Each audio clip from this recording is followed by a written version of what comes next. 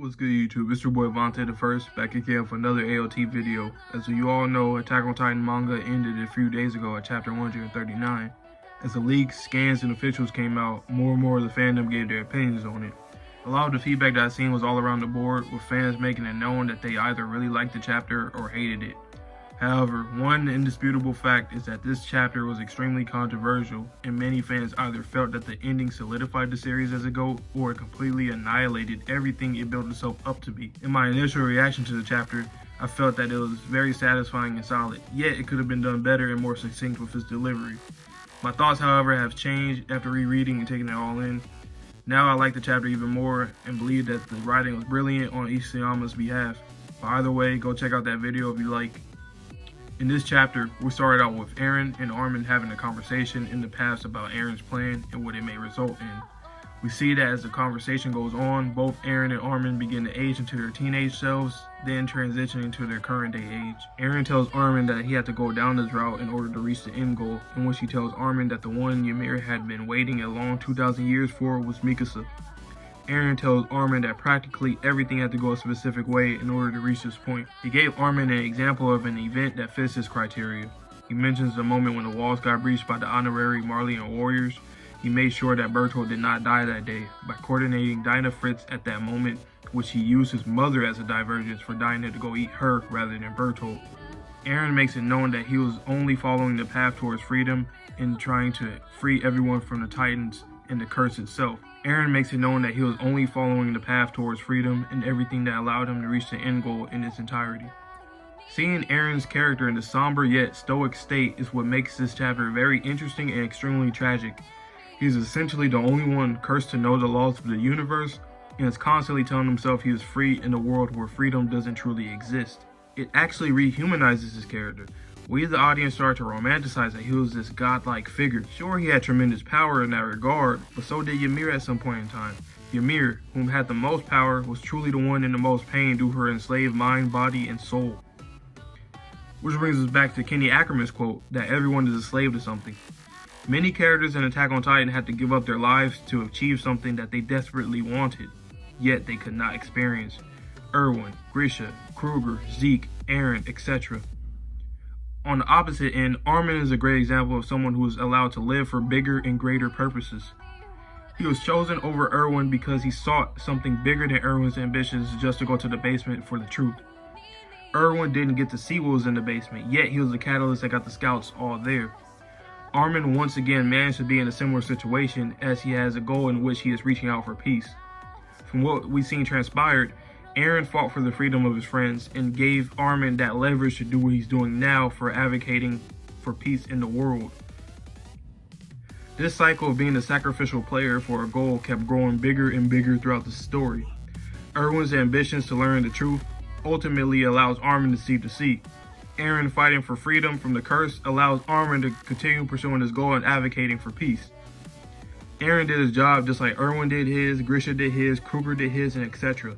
They were all slaves for something and ultimately died in order for the next person to get closer and or achieve a larger goal. Now I'll get over some points that I've seen the manga community post after reading the chapter. Many in the community claims that Eren and Mikasa were truly never in love. I, however, disagree with that. I believe that Eren was indeed in love with Mikasa and Mikasa was indeed in love with Eren. Throughout the story, it is known that the two have a close relationship ever since they were children. Mikasa and Eren have been linked tightly together as we've seen time and time again. There's been moments with the scarf that he wrapped around her, like in Season 2, Episode 12, when Mikasa thanks Eren and motivates him, then they come close to kissing, with Eren finishing off saying that he'll wrap the scarf around her forever. The one thing that people tend to forget is that the circumstances that both characters have been in doesn't allow them to have intimate moments often, which may or may not been the general consensus within the audience, but that's not here nor there. Ymir Fritz's love for the king is essentially a parallel of Mikasa's love for Eren. Both Ymir and Mikasa share, as the story has mentioned, a slave mentality with their lovers. The main reason as to why the Curse of the Titans ended was due to Mikasa being able to destroy that chain with Eren and kill him. Ymir needed someone who could end the curse/chain that has damaged her life as well as subjects of Ymir. Now I'll get into the possibility of hatred from the rest of the world and whether or not it will be detrimental to Eldia. Eren eradicated 80% of the world's population, which afterwards he claimed that had the Alliance not stopped them, then he would have proceeded to destroy the remaining nations in the world. However, the Alliance indeed won, and now they have achieved their goal. Now that 80% of the global population are flattened and forests and ecosystems are pretty much done for, there is nothing that can touch Eldia at the moment, especially with the nations that have become their allies, which are Marley and Historia, that are now on their side. And even with this, the island had rallied in Eren's name and are fully prepared to protect it. We've seen the beginnings of the nation of Eldia and what is going to happen to it, and is covered in devoted soldiers with rifles.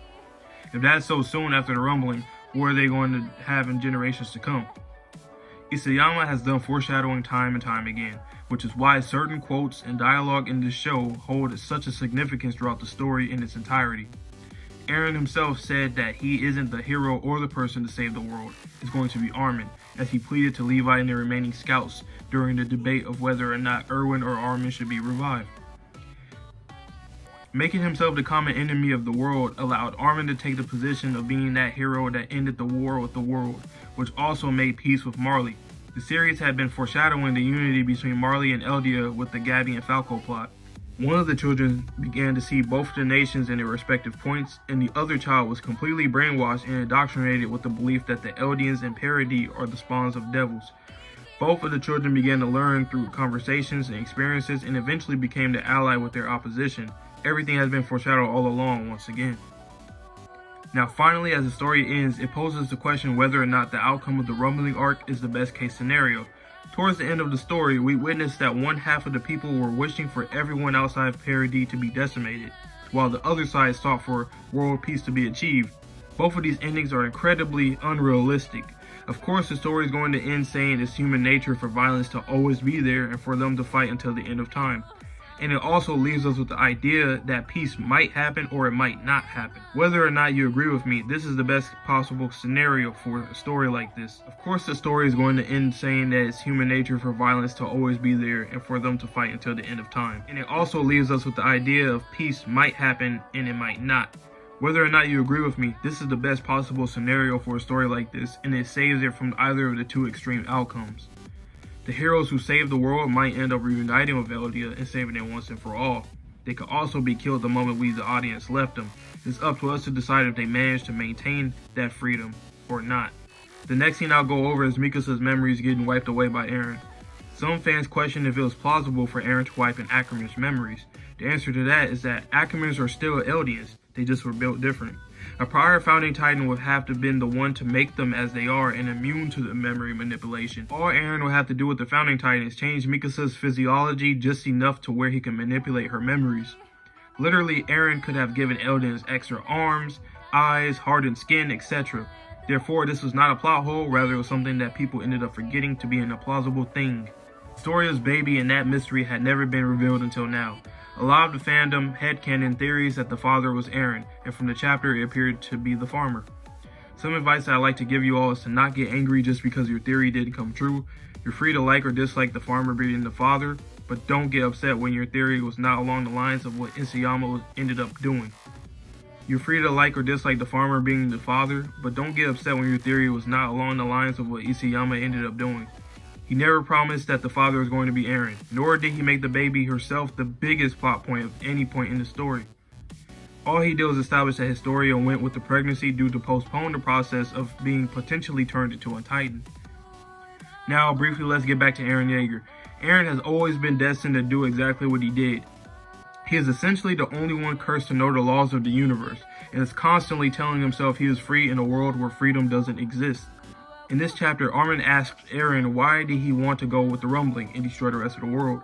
Eren responded with, "I don't know why, but I wanted to, at any cost." Then the next panel is of Grisha holding baby Eren saying, "You are free." The panels demonstrated that Eren was indeed never free. He was destined to be where he is now, and as he said himself before, he was born into this world. Isayama has made it known throughout the story that everyone is burdened by something, and that they are all driven to overcome whatever problems they are facing. And once again, it goes back to the quote, "Everyone is a slave to something." This is a story of a tragic hero, a boy who sought freedom and even claimed to have been free himself, but instead sacrificed his whole being for freedom of his people from the curse of the Titans. The purpose of this video is to explain everything that Isayama did in this chapter, and that he never drifted away from the foundation of his own story. He's a very meticulous writer. who tied in everything in a very logical manner, where consequences could potentially meet our character's fate in the future. Isayama has said before that the ending may or may not hurt the readers, which we can now see clear as day. He knew that the fans may have liked or disliked the ending due to the personal preference as to which side should prevail, Eren's path of destruction or Armin's path of peace. Despite that question of preference, the one indisputable fact is that themes and core elements may not satisfy every reader, which is also apparent with the feedback for this chapter. However, to say that this chapter had many plot holes and loose ends is also saying that this story had plot holes and said loose ends since the jump, which is objectively incorrect. We are free to like or dislike anything. Many things are subjective, but when fans claim something doesn't make sense or that there are inconsistencies throughout the story that strays away from the core elements and common themes of the show, these claims aren't true in the slightest. This story has multiple layers of themes and elements in which has always been apparent throughout the story. We've seen the thirst for freedom, the desperation for survival, the development of one's ambitions and aspirations, the quest for love, the seeking of truth, and so on and so forth. What's up, y'all? As you guys can see, I'm on screen now. That was my first time doing a scripted video. I'll be doing more scripted videos down the line, of course. But yeah, so that was my first scripted video. I like doing it. You know, that portion was cool and all. But now we get into the rant part. So you already heard everything I said about, you know, the chapter and that side. And there's some things that I left out so that I can speak specifically during the rant portion, because I felt that, you know, it was more appropriate. Obviously, since it's a rant, I could just throw out anything. And y'all know me, I ramble a lot and go on tangents and shit. Y'all probably haven't seen it so much, but I do it. Like, I go on tangents a lot and just ramble. But that's why I feel like it's appropriate for me to just say all that shit now, you know? So one thing that I want to address first is that a lot of people, and we all know this, the people that really do know this, that a lot of people end up waiting for their idols or some kind of social media influencer, YouTuber, or whatever, some kind of content creator. They usually wait for them to see their opinions about something, just like with this chapter, for example. And then they end up just believing what they are saying and taking in their opinions and their interpretation about something. I've seen that so often. Like, they will wait until the very moment that that person will upload a video about the chapter or a review or something, and then they instantly start clicking to that. And I've seen it live. I was watching Roger's Base when he had reacted to the chapter. You guys know Roger's Base. He's in the manga and anime community, especially with One Piece, Attack on Titan, and some other stuff. So go check him out as well. I'll probably put the channel link down below in the description. He's a big YouTuber within the manga community. And I was watching a lot of people commenting throughout the stream when he was just starting the chapter or right before he started the chapter, and I seen a lot of them saying like, oh, this chapter was terrible, yada yada yada, Isayama ruined everything, he ruined Eren's character, yada yada yada. And then later on in the chapter, once they seen Roger was starting to like the chapter in its entirety a lot more, they started to change up, the same people. And it's not even like I was just there specifically waiting for those people. I just kept seeing certain people that kept putting stuff, they were putting paragraphs and stuff, so their names, I can recognize them now. There's a lot of people that were doing that. Caught them in 4K, you know, caught them in 4K. So they kept doing that. And I'm like, okay, that's, you know, that's weird that people were like, I don't know if they're just trolling or not. I don't know. But a lot of people started to do that. And they were like, oh yeah, it's, you know, it was cool. I like this and that. But I'm like, people need to stop doing that and develop their own identity when they're, you know, reviewing or just chilling and watching something. Like, you don't need to have somebody else's opinion for you to formulate yours. Of course, some people have an opinion and they can elaborate and explain to you why they believe a certain thing, and you can genuinely switch your idea on it just because of what they said. That's fine. But a lot of people just do it out of nowhere. They're like, oh, well, because he said that, I'm going to do that. Like, just because somebody has some kind of title or some kind of influence on you doesn't mean that they're like always in the right. Because we've seen, obviously, our favorite people on YouTube or social media get in trouble, or celebrities get in trouble on social media. So you can't always take their word or follow their lead on everything all the time. You know what I'm saying? You can always disagree with them if you feel like it. You don't have to just basically just, I don't know how to explain it. Like, just feed into what they're saying, pretty much. That's all. But let's get back to the chapter, because that was, you know, that was 3 minutes worth of rant right there. So, and the biggest thing about this chapter, right? So I already explained a lot about like Eren and his character and some other stuff. A lot of people tend to forget that Eren's character in this story, just like any character in the story, everybody is a slave to something. We've seen what Kenny Ackerman said. We've seen that, right? a lot of people that we've seen died for a certain reason, a certain cause, or it helped give leverage to somebody else to continue living and stuff. Erwin Smith got the scouts to the basement pretty much. They learned the truth.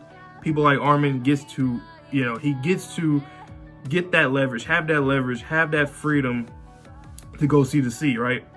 And then now we have Eren, who on the other hand literally did all this stuff because he was within the paths. Like he said, present, past, future. He's in the past, so he has one goal. He is destined and cursed to do this exact thing, to free the Eldians from the monstrous Titans, the whole Titan world, the whole curse itself, the subjects of Ymir. Eren led Armin to that freedom. Now Armin has the freedom, just like all his friends have the freedom to do what they want. And now Armin's going to advocate for peace. So you see, it's a common cycle in Attack on Titan. One person dies in order for the next person to keep on pushing forward. Erwin Smith said it himself. He's always said that, just like the speech before he died, he was saying that his comrades didn't just die for nothing. We have to keep on extending their legacy, and creating our own. And it's a same cycle over and over and over. We've heard it from him himself, and he was literally one of the prime examples that I used earlier and right now. So just remember that in terms of Attack on Titan, Isayama never betrayed his own writing. Like that's a false narrative that people are starting to pick up a lot, that I don't agree with, because it's not the truth. It's actually objectively incorrect because of the themes of the show. Core elements have shown this time and time again. Also, another problem a lot of people in the community seem to engage in is the fact that they say that Eren, him not annihilating everything in the rumbling, is against his character and against everything he said. The thing is, you have to remember, once again, Eren is literally destined and cursed to do what he needs to do. The Paths is a great example of exactly the Paths itself, of how it is through the timelines and all that. The whole time thing in period with the Paths is proof that Eren is destined to do what he needs to do. Seeing it time and time again, the future memories he has, the destiny even before he was born, and then while he was born, and everything he's done up until this point of his death is all aligns in the past. And we seen with Kruger, he said the same thing. He said he has to save Mikasa and Armin and everyone else. That's something that was foreshadowed a long time ago, about 40 to 50 chapters ago. He said that before Eren was even born, before Mikasa and Armin was even born, and everyone else that applies to everyone else, like he said. So the thing is about Eren is that he himself was not free. Just because he said he was free doesn't mean he was free. He was not free. He was not free. That's the tragic thing about his story. He's a tragic character. Like I said earlier in that panel, when in this last chapter, when Armin asked him, why did you go about with the rumbling and wanted to destroy the world? He said, I don't know why. I just had to do it at any cost. Meaning, and then the chapter following that shows Grisha telling him that you are free, when that was actually not the truth at all. And that's the thing. Everybody, like I said, I always go back to this quote. It's one of my favorite quotes. Everybody's a slave to something. They gotta be drunk on something to keep on going and pushing forward to reach that. And literally all the characters that tried to do that, once they got up to the end, they never get to experience that. Just like Eren. It wasn't just about Eren's freedom. It was about his friend's freedom. He said he wanted to save the world from, save them from the Titans. That's exactly what he did. He wanted to erase and eradicate all the Titans from the world. And he did exactly that. He achieved his goal. Eren has done that. We've seen it time and time again. That everything that he's done up until this point worked exactly like it was supposed to. Even in this chapter, we said with Bertolt wasn't supposed to die that day. So he used Dinah to go attack and kill his mom because he knew that Bertolt didn't, or wasn't supposed to die, rather, that day. And later on, Bertolt finally died when Armin ended up getting the Colossal Titan, which went according to plan. Everything happened for a reason. Within the past, we've seen it. It's proof. Like I said, it's proof. Everything has to happen for a certain reason. Everything exists in one timeline. Okay? It wasn't about Eren's freedom. That wasn't what the story, and that's not the only theme in the show. Freedom was not the only theme in the show. So a lot of people need to kind of get that false narrative out of their mind. Because freedom, literally when we first watched the show, read the manga rather, first thing that we seen was that, okay, these are some titanized zombies pretty much that's killing people and eating them, right? And these people, we have to survive from them. That was one of the first things that we got, that we needed to survive from these people. Secondly, we started to see all the mysteries, like, oh, Eren's father, what's the thing with Dr. Jaeger? Oh, the basement. Oh, Eren's a Titan now. Oh, Annie's a Titan. We had to keep on, we were still in the dark. We didn't know a lot of stuff. So mysteries upon mystery. So it went from survival to mystery to learning the truth, like Erwin was pushing forward the truth. We went to that part. Then we went to the politics, and we went into just how the king and how all that shit went down, the memory wipe and all that stuff. We're learning a lot more stuff throughout time, and then we ended up seeing a lot of other themes in the show. We seen love, with Ymir and Historia. We seen stuff like that. You can even throw a Reiner in there. I mean, he was more of a lustful character, but you know what I'm saying? You could throw him in there. There's some romantic shit in the show, but due to circumstances, like I said earlier, a lot of times a lot of these characters didn't have a lot of intimate moments with each other to even do that. Now they do, because they have the freedom now. But with Mikasa and Eren, they have some kind of love story. Whether you like it or not, it's true. It happened. And it doesn't matter. I like it to an extent. There's some things I wish they could have done more. We could have seen a little more, but I understand why it wasn't as often as what we would have wanted in general. But yeah, so pretty much the whole theme of the show is not just freedom. Like I said, freedom ended up coming in, especially when the Marley shit started. That's when Eren was really into that, because think about this, right? The moment he kissed Historia's hand, his destiny and his curse was damn near activated at that point. I mean, it's always been activated, right? But at that point, that's when he really started to change more, started to push a lot harder to get to that end goal, right? Because he's seen all the shit from the past and present. He has that all stuck in his mind. He's like, it's making him, oh shit, I want to say it would make him kind of insane, which it pretty much did. You've seen the facial expression he had at that moment and a lot of moments afterwards. We even seen in the flashbacks though, when they were in the cart in the train, right? When he was telling everybody, or he was asking like who's going to take my tie-in afterwards, yada yada yada. He was just throwing that out there or whatever. But he was telling them that he wanted all of them to live. He wanted all of them to live long lives, and then he started to blush. Another foreshadow, something he's seen in the future. It's going to happen. He saved all of them. He allowed all of them to live those lives.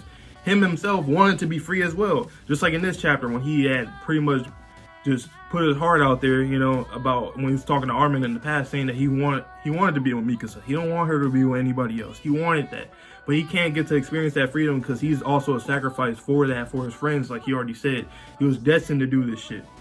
And like I'm saying, going back to people like Erwin, he wanted to experience, he wanted to see the truth, but he never got to. But he got everybody else there, but he never got to experience it himself. He said he wished he could. He wished he could, but he can't. Eren, same thing. We got Grisha. I'm sure he wished to see Zeke again. As we've seen in the flashback, he was like, he knew he fucked up. He was telling Zeke, like, I fucked up pretty much. I could have been a better father to you, but I wasn't. Same with Carla, with Eren's mom. She wished she could see her son grow up. Mikasa's parents wish they could see Mikasa grow up, Eren's grandfather, and on and on and on. And characters that we have seen that died already. They wanted to get to certain things. They wanted to do certain things, and they couldn't. They died in the end, and it helped leverage. It was leverage for other characters to keep on pursuing other goals and such.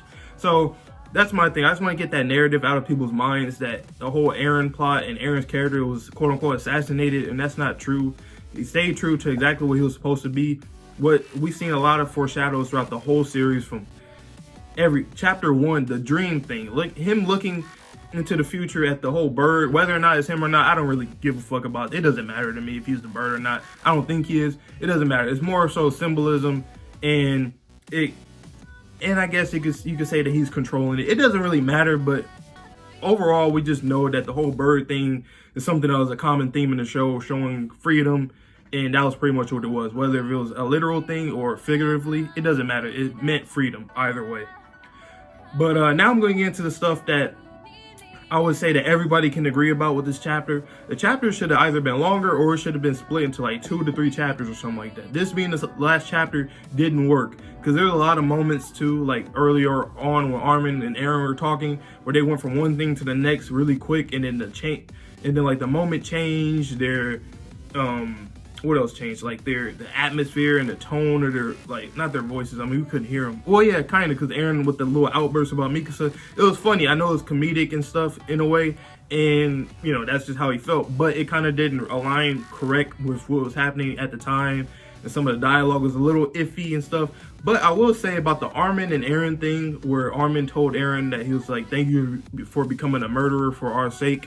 I understand that dialogue is kind of wild and it's weird to say that, and I understand the jokes. It's funny, but when you really think about it though, Armin for Armin to say that, right, it makes it like, it makes us understand that he truly understands that Eren had to do this in order, you know, because he was burdened by all this shit. He had to do this. So it's like, he didn't necessarily have to say, oh, thank you for murdering, you know, like that's, you know, all he had to say was like, thank you for sacrificing everything for us, no, by any means. That would have been a perfect line for that. So it didn't actually get to the specifics because it sounds wild as fuck. So Isayama did mess up with some dialogue in this chapter, and you know, some of the dialogue in this, and then the pacing was a little too quick at certain times, where I feel like we should have got a longer, like,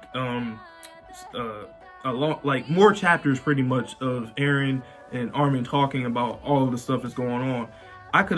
We could have seen that for maybe about 25 pages altogether. I think it was probably only 20 or less pages, something like that. It could have been a lot longer though, and then we could have went to the other stuff at the end. But I still feel like the chapter should have been longer. It could have been 100 chapters, or it could have been like you know, like 2 chapters. But I understand you want to end at 139 and all that.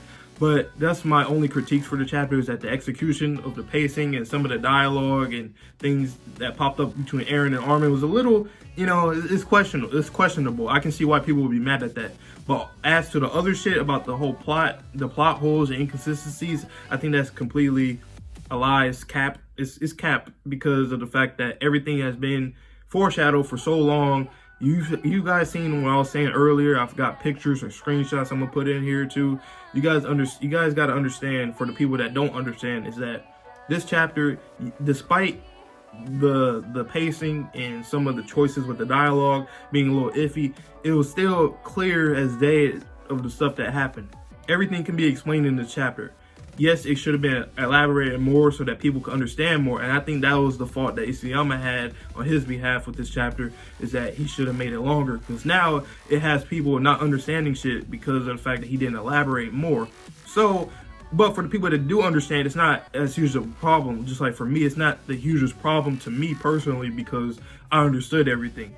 Yet, of course, there's some shit that was like, you know, like the Mikasa carrying Eren's head shit back, and like I said, with the dialogue, like, you know, that shit is like, okay, yeah, you was kind of tripping with that. But as to everything else, I understood everything, the message of the whole series and all that. So it's pretty much all I wanted to say for my rant. It wasn't really too much of a rant, other than me just, you know, well, I was very respectful when I was talking about the people that were, you know, using other people's opinions and viewpoints. But now I'm gonna get a little disrespectful towards y'all, because y'all was kind of tripping. Yeah, you in the red shirt wearing the white shoes. Yeah, you. Oh, you with the jacket back there? Yeah, you too. Y'all was kind of wilding out by just don't do that shit, all right? Don't be a sheep. Don't be sheep. Don't be bots. Don't just listen to other people's shit and then just like, oh yeah, that's my word too. Like, no, that's not how life goes. And if you're doing that in life, you're fucking up. That's not good. Have your own identity. I know it's troublesome a lot of times, and it's hard and difficult to develop an identity, especially when you're growing of age. But still, you got to understand that the most important thing is that you have your own identity. You can create your own opinions and viewpoints and shit like that. You can copy people in a certain regard and other stuff, or be influenced by people rather in other situations. But for this kind of shit, when you're reading a chapter initially, you don't just read it, take the information, and just sit there and then wait for your whoever to start tweeting out something, or YouTube, some kind of influencer doing that, and then you're like, oh yeah, I agree with you because of that. And same for the people that end up liking the chapter just because somebody else liked it. Like, come on. Or somebody hate the chapter because, like, come on, y'all gotta be better than that. But that's pretty much it for my rant portion. It wasn't really too much of a rant, but I just wanted to make it known that this show, Isayama did not betray anything, any of his planning from the get-go. He did not just betray his whole story. That's just a very false narrative. And I'm disappointed into the AOT manga fans for doing that, the manga community for doing that, because I thought you people would understand the story a lot more. It's the source material, and you guys always act like y'all fucking elitists too. So I would expect better from you guys. But since you guys didn't really, you know, get a lot of the actual plot heavy things, y'all just pretty much didn't understand the story in its entirety, and that's the truth. as to the other shit about the subjective things about Eren and Mikasa's relationship, or Ymir and the king, or about the execution and all that shit, that's all subjective, and I'm fine with that. I can agree with you, or I can see what you're coming from, or I can disagree with you. That doesn't matter. But for the quote-unquote Eren assassination of his character and shit like that, and just a story just straying away from what it was, that's completely false. It's completely false. Eren did exactly what he needed to do. He got to the point where he needed to eradicate all Titans from the world. Now everybody can live as normal people in the world, no matter if the remaining 20% of the nations want to attack Eldia in the future or not. It's in their hands. He left the world in their hands. He gave them the freedom to do whatever they want. So either they keep on fighting or they can create peace. Whatever happens to them happens. If they end up dying after we finish reading it, so what? If they end up surviving, great for them. But that's exactly what we needed to get to, was this point where he eradicated all the Titans from it. Now the series is not Attack on Titan anymore. It's, I mean, you know what I mean. It's the end of Attack on Titan. You know, so if there was some possibility that a new series would come back, it would have nothing to do with Titans. All they would do is refer back to it. I know he's not going to do that, but y'all get what I'm trying to say. Attack on Titan is over now. It's over. That's it. That's all for Attack on Titan. There's no more Titans in the world, and that's exactly what we needed in this story, because they were all cursed from the potential of becoming Titans or being killed by Titans. Now the Eldians are free from that. So, you know what I'm saying? That's all we got now. We people now, we're included into the world no matter what. There's still 20% of the people in the world. Eren had to do exactly what he needed to do. Just like, and I've seen it before, and I've known it, I knew about it. I knew this. When I seen that, when it came all the way up into these last few chapters and shit, I'm like, okay, this makes sense. Eren needed to go all this way because he's destined and cursed to go all this way. Just like in Marvel, right? With Doctor Strange, right? Dr. Strange said it was only one possibility that we need to, you know, how we can defeat Thanos, and that's exactly what they have to do. Just like in this, they have to do exactly that. So, you know what I'm saying? You guys already knew about Avengers. I'm sure a lot of y'all, especially you Americans, you know what I'm saying? But that's the end of the rant. That's all I got. You know, I'll just leave off by saying thank you, Hajime Isayama. You did an amazing job, and I know you're proud of your work, because in your writing, I know you're proud of that shit. You made an iconic and legendary manga and anime, and I respect it. It's still my favorite series to this day. If something triumphs that, or something goes over that, it does, whatever. It's still one of the greatest series ever. Doesn't matter. I still got it at 9.5 out of 10. It was damn near a 10. You know what I'm saying? It's damn near a 10. I don't think I would give everything a 10, to be honest. I don't know. It'll be hard to give everything a 10. I don't know. But either way, Hajime Isayama did his thing, and I respect that. Respect the hell out of that. And I hope you just chill out, vibe out, you know, enjoy life, because you did an amazing job. Like I said, I know you're proud of it, because I'm proud of you for what you've done with the story. And to everybody that watches my channel, please, like I say in every video, please stay safe, stay healthy, stay clean. I'll see you all in the next video, because I'm going to have some more content coming out pretty soon. So stay tuned, and I'll see y'all later. Sasage yo, and peace.